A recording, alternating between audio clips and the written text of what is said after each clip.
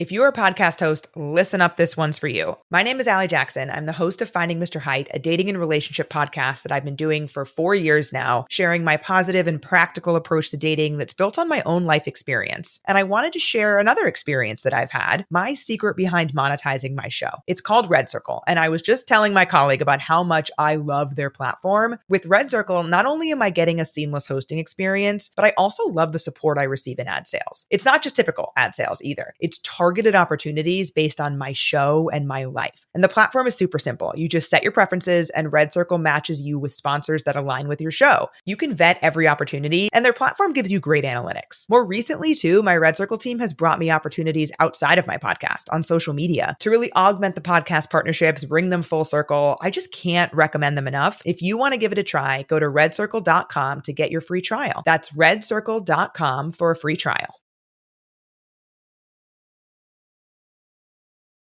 Part of the reason it's useful to know what your traits are is because it can help you figure out how you should orient your life. Like, so for example, if you're high in extroversion, you've got a proclivity towards sales, for example. You're going to like occupations where you have a lot of opportunity for social interactions and social networking. You're not going to be happy if your job requires you to sit alone for extended periods of time and work in the absence of social interaction. You're going to be one of those annoying people then in one of those offices that instead of sitting alone in their office is going from doorway to doorway, engaging everyone in conversation, right?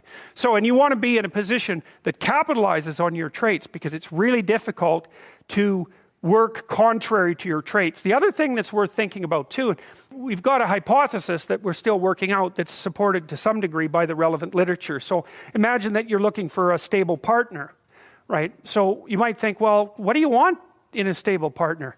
And at least in principle, one of the things you don't want is too much mismatch between you and that person on the 5 fundamental dimensions. So for example, if you're really extroverted and you have a really introverted partner, you're going to engage in continual conflict about how much social activity the two of you should subject yourself to. And it's very, very difficult for people who widely differ on those dimensions to come to consensus because it's not just a matter of opinion, right? It's really a matter of different, if you're looking at extremes, of really different types of people. And the thing about introverts is they just don't enjoy large-scale social interaction that much. One-on-one, they're often fine, but in a group, they don't like that, and it tires them out. Whereas a real extrovert, it's like you isolate them, and they just wither on the vine because a huge part of what actually motivates them in a positive way is tangled up with social interaction.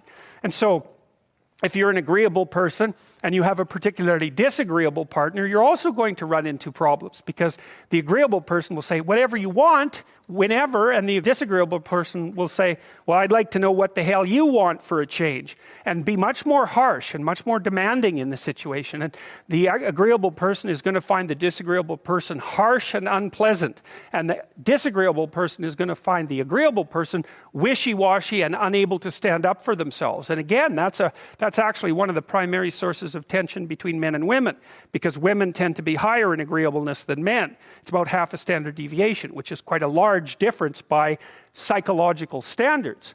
And so what that means, I probably haven't got the statistic quite right, but I think I've got it about right. What that means fundamentally, just so you have some sense of how large an effect that is that if you have a group of men and women and you pick out random pairs, the woman is going to be more agreeable than the man 60% of the time. So that's not an overwhelming proportion, but it's reliable and it's quite large by psychological standards.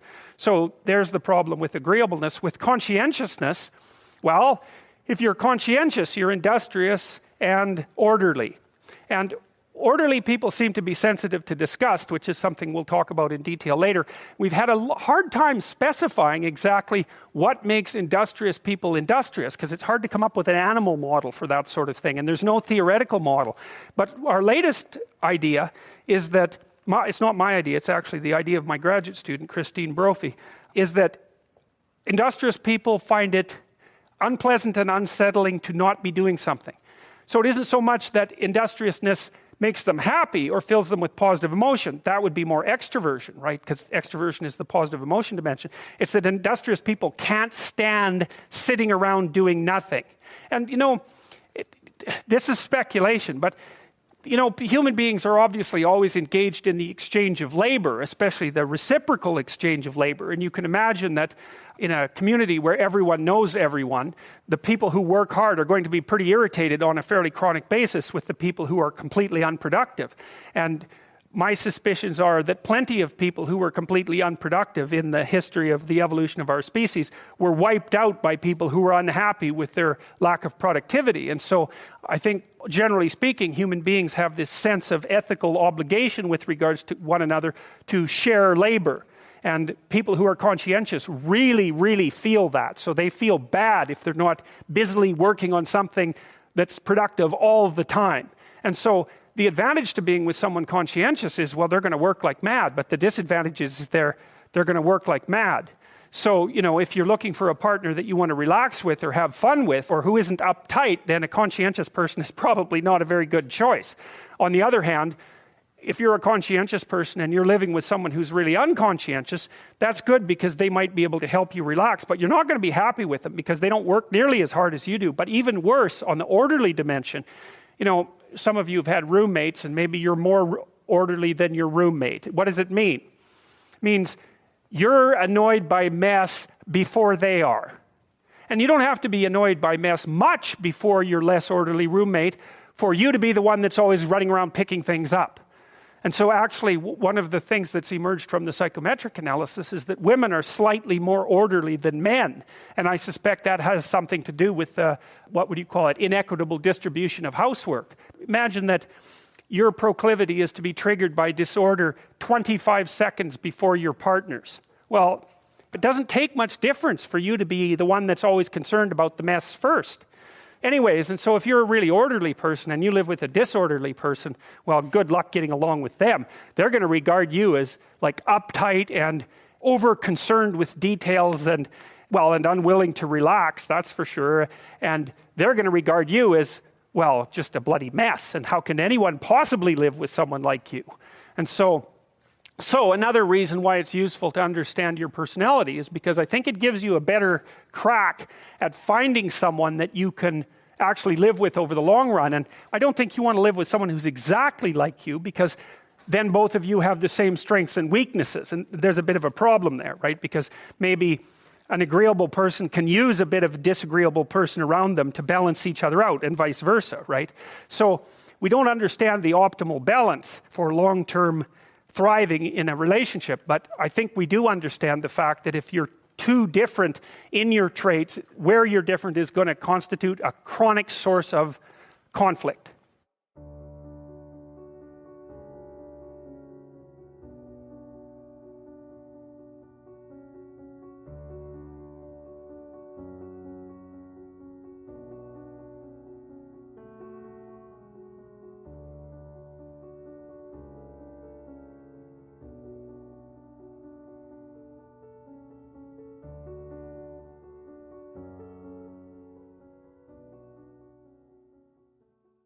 If you're a podcast host, listen up, this one's for you. My name is Allie Jackson. I'm the host of Finding Mr. Height, a dating and relationship podcast that I've been doing for 4 years now, sharing my positive and practical approach to dating that's built on my own life experience. And I wanted to share another experience that I've had, my secret behind monetizing my show. It's called Red Circle, and I was just telling my colleague about how much I love their platform. With Red Circle, not only am I getting a seamless hosting experience, but I also love the support I receive in ad sales. It's not just typical ad sales either. It's targeted opportunities based on my show and my life. And the platform is super simple. You just set your preferences and Red Circle matches you with sponsors that align with your show. You can vet every opportunity and their platform gives you great analytics. More recently too, my Red Circle team has brought me opportunities outside of my podcast on social media to really augment the podcast partnerships, bring them full circle. I just can't recommend them enough. If you want to give it a try, go to redcircle.com to get your free trial. That's redcircle.com for a free trial.